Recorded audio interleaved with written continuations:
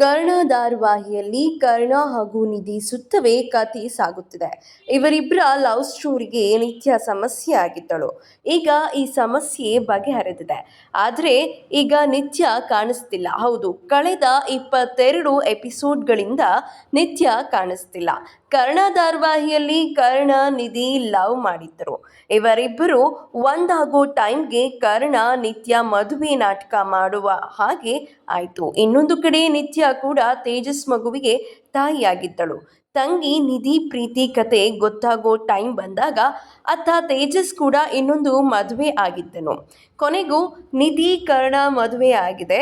ಕರ್ಣನ ಮನೆಯಲ್ಲಿ 1000 ಸಮಸ್ಯೆ ಇದ್ದು ಇದನ್ನು ಬಗೆಹರಿಸುವತ್ತ ಕತೆ ಸಾಗುತ್ತಿದೆ. ಒಟ್ಟಿನಲ್ಲಿ ಇವರಿಬ್ಬರ ಮೇಲೆ ಕತೆ ಹೋಗುತ್ತಿದೆ. ಆದರೆ ನಿತ್ಯ ಬಗ್ಗೆ ಸ್ವಲ್ಪವೂ ಮಾತಿಲ್ಲ. ನಿತ್ಯ ಎಲ್ಲಿದ್ದಾಳೆ, ಹೇಗಿದ್ದಾಳೆ, ಇವಳ ಕಥೆ ಏನು, ಪ್ರೆಗ್ನೆಂಟ್ ಲೇಡಿ ಬಗ್ಗೆ ಯಾರು ಏನೂ ಮಾತನಾಡ್ತಿಲ್ಲ. ಒಂದು ಕಡೆ ಶಾಂತಿಯನ್ನು ತೋರಿಸಿದರೂ ಕೂಡ ನಿತ್ಯಳನ್ನು ಮಾತ್ರ ತೋರಿಸ್ತಿಲ್ಲ. ನಿಧಿ ಹಾಗೂ ಕರ್ಣನ ಮದುವೆ ಬಳಿಕ ಇವಳ ಸುದ್ದಿಯೇ ಇಲ್ಲ.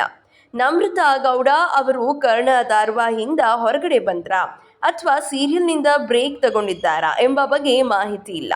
ನಟಿ ನಮ್ರತಾ ಗೌಡ ಕೂಡ ಈ ಬಗ್ಗೆ ಮಾತನಾಡಿಲ್ಲ.